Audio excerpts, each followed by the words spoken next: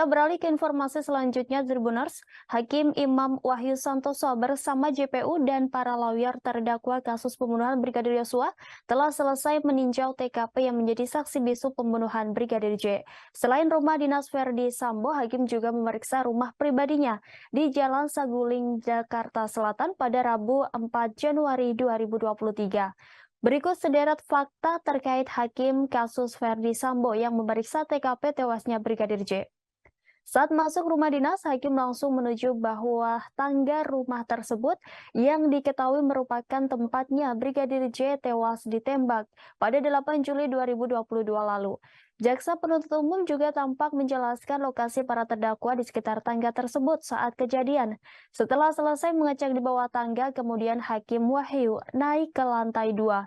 Di lantai 2 tersebut terlihat sejumlah kamar, tetapi Hakim Wahyu tidak memasuki kamar tersebut.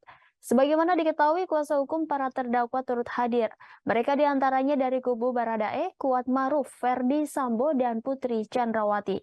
Saat berlangsungnya peninjauan TKP, hujan mengguyur kawasan Duren 3. Meskipun diguyur hujan, hal tersebut tak menyurutkan niat Hakim Wahyu untuk mendatangi TKP. Pejabat Humas Pengadilan Negeri Jakarta Selatan, Juyatmo, mengatakan bahwa kegiatan pemeriksaan TKP itu dilakukan hanya untuk meyakinkan majelis hakim terkait lokasi peristiwa tindak pidana.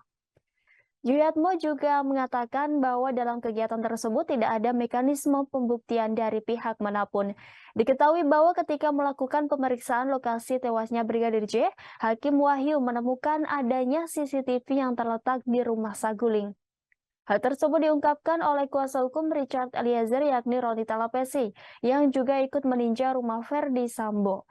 Roni berharap dengan adanya peninjauan TKP tersebut dapat terlihat secara jelas duduk perkara kasus pembunuhan Brigadir J. Roni juga mengungkapkan bahwa rumah Verdi Sambo tersebut sudah tidak ada lagi lemari penyimpanan senjata. Dalam persidangan, lemari itu menjadi tempat penyimpanan senjata Verdi Sambo maupun para ajudan.